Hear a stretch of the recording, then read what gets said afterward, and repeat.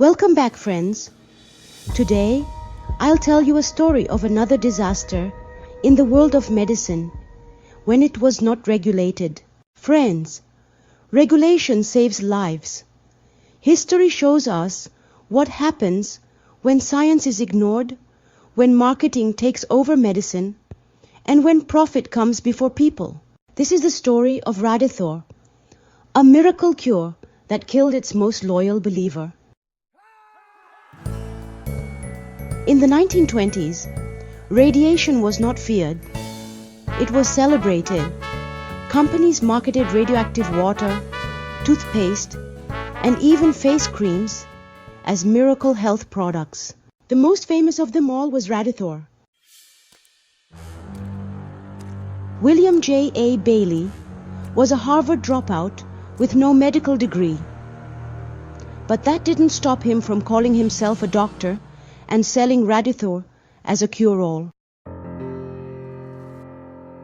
Eben Byers was a socialite, an athlete, and a Yale graduate.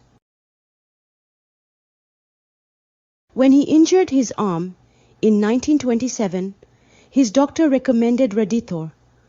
Byers believed in its power, so much that he drank 3 bottles a day. And then, unimaginable happened. Byers' teeth started falling out. His bones weakened, and then his entire jaw began to disintegrate. By 1932, Byers was in unbearable agony. His skull had become honeycombed with holes. His body was literally falling apart. His remains were so radioactive that he had to be buried in a lead-lined coffin. Byers' death exposed the dangers of Radithor.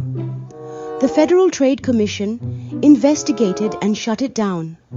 Radium-based health products were finally banned. Shockingly, Bailey was never arrested.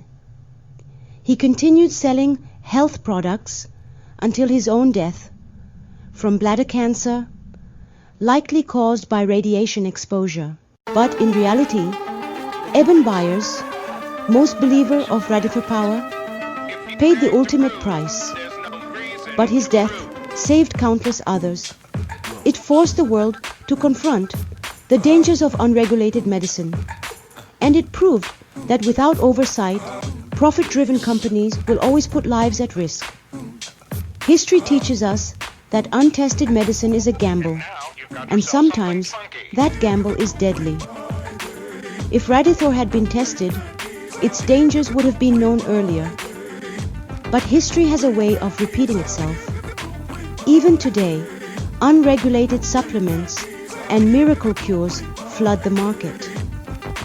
The question is, have we really learned our lesson?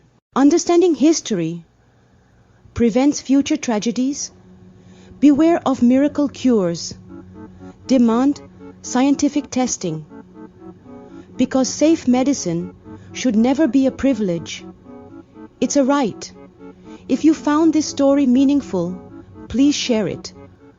We'll be back with another story soon.